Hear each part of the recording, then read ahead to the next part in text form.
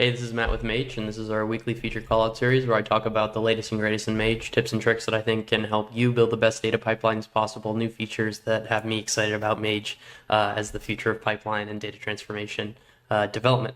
And today I'm talking about the pipeline editor, and specifically the notebook view that we have here.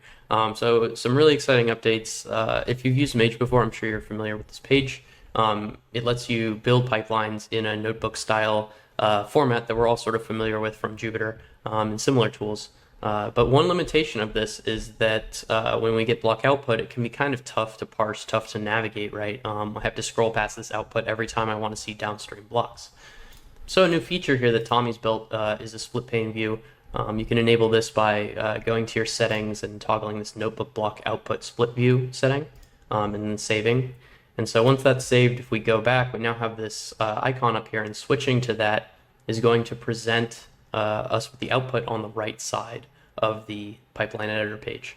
So this is really valuable for us with those of us with larger screen real estate, maybe an external monitor, because it means we can edit our blocks on one hand. Even if I collapse this, we can get a lot more real estate, right? If I collapse these panes, I can see my code on the right.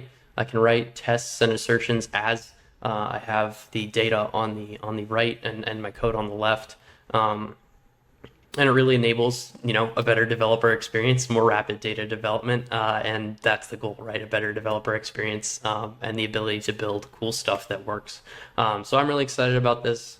I can't wait to start building with it. I think it's going to help me build cooler demos for you guys, and hopefully it'll help you build better data pipelines. So if you like this feature, reach out, let us know. If you have a suggestion for another feature that you like me to show off, I'd love to hear it. But otherwise, happy building and enjoy the rest of your week. Peace.